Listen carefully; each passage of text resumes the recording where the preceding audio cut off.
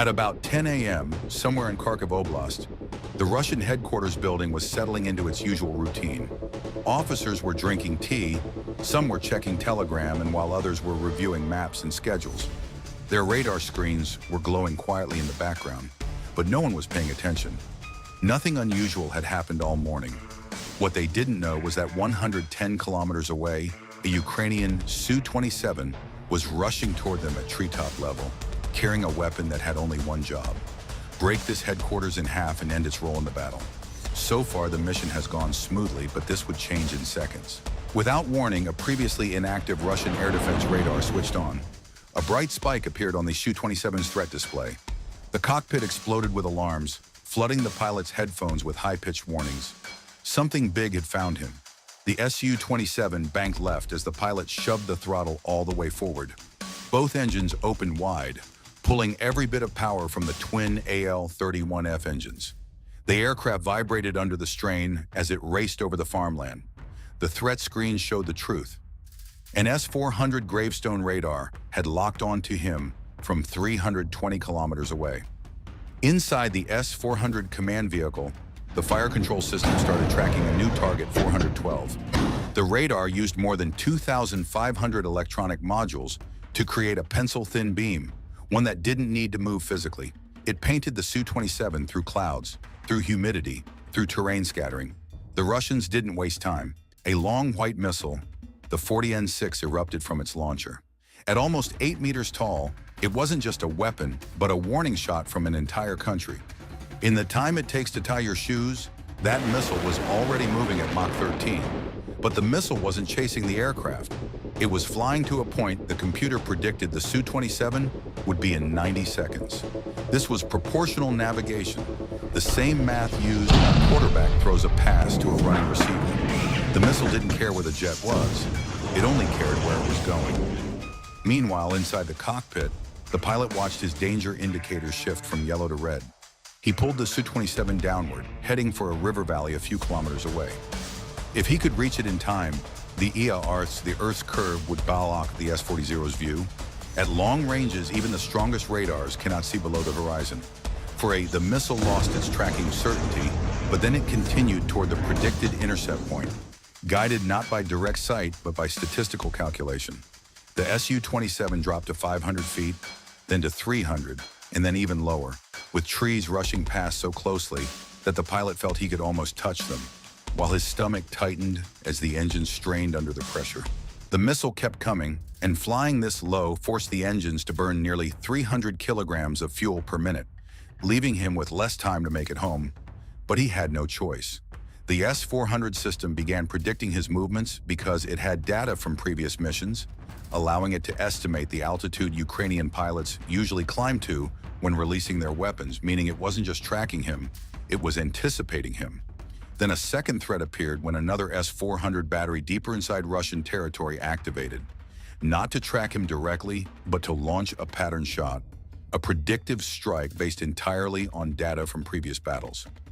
The missile scanned for a target but found nothing, and self-destructed after 8 seconds. Meanwhile, the first S-400 recalculated from his last known heading and launched another missile.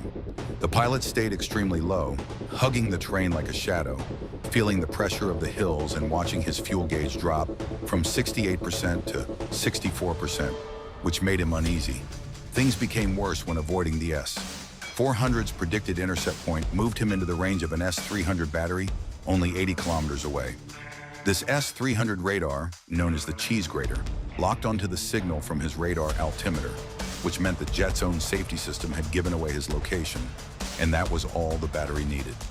Two 9M, 82M missiles launched, guided manually by operators inside the S-300 control station, who used joysticks to steer the missiles through the radar picture. The pilot released clouds of chaff, drawing the first operator toward the decoy, but the second operator stayed locked on the real aircraft.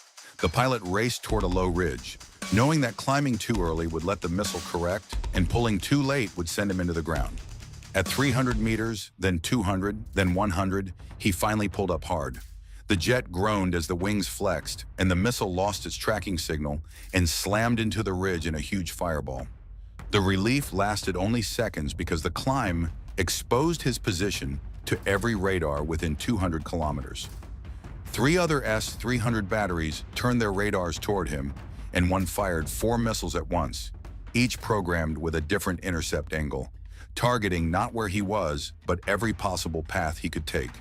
The pilot used a maneuver normally avoided in training and pointed the jet straight upward, climbing from 500 to 3,500 feet in 4 seconds. The missiles tried to adjust, but their guidance beams crossed and interfered with one another. 2 lost locks immediately, while the third passed under him by about 250 meters, and the fourth ran out of fuel before completing its climb. That sudden ascent drained almost all of his reserve fuel, and before he could recover, another danger appeared. 2 Russian Su-35 fighters were closing from 150 kilometers away with their radars already locked onto him. The lead Su-35 fired an R-37M hypersonic missile designed specifically to destroy aircraft like his, and it accelerated to Mach 6 before igniting its second stage motor. It didn't need to see him because the Su-35 fed it constant updates about his speed, altitude, and direction. He checked the impact timer and saw that he needed to reach 27,000 feet to release his JDAM-ER bomb, but was only at 26,000 and climbing, while the missile would reach him in 45 seconds and he would reach release altitude in 40. His bomb indicators turned green one by one. Then at 26,800 feet, he pressed the release switch, and the JDAM-ER separated cleanly and unfolded its wings. For 3.2 seconds, he had to keep the aircraft completely steady so the bomb could complete the transfer, even though every instinct told him to evade immediately. When the timer reached 0 and the bomb was finally clear, he rolled the jet inverted and pulled 9 Gs as flares and chaff burst behind him. The R-37M tried to follow, but at that altitude, the air was too thin for it to turn sharply enough. It passed overhead by only about 100 meters, shaking the entire cockpit, before its proximity fuse detonated. Shrapnel tore into the Su-27's tail and left wing, and although hydraulics dropped for a moment, they stabilized, and one engine briefly overheated, but returned to normal levels. Damaged but still flying, the jet moved away while the JDAM-ER began its long glide toward the Russian headquarters. Russian jammers flooded the air with interference, but the bomb switched to encrypted GPS and then to inertial navigation when needed, correcting itself throughout its descent. At 1,000 feet, its radar altimeter activated and identified 3 similar buildings below. Only one had a structural shape altered by previous repairs, and the bomb recognized it instantly. It corrected its path, adjusted for wind, lowered its nose, and hit the roof at 94 meters per second. It punched through several floors in milliseconds before detonating, sending shock waves through the entire structure. Support columns gave way, floors collapsed downward, nearby windows shattered, and dust rose like a volcanic cloud as the headquarters folded into its own foundation. The pilot dropped to 100 feet and began the long journey home with only 18% fuel remaining, just enough to make the return. Then he disappeared back into the landscape, once again hidden by the terrain. This operation didn't just destroy a building, it exposed a deeper truth about modern warfare. Even the strongest air defense system can be bent, pressured, and ultimately broken by one well-executed strike. What comes next is uncertain, but one thing is obvious. Every mission is pushing both sides to rethink their tactics and redesign their systems. So make sure you like and turn on the notification bell.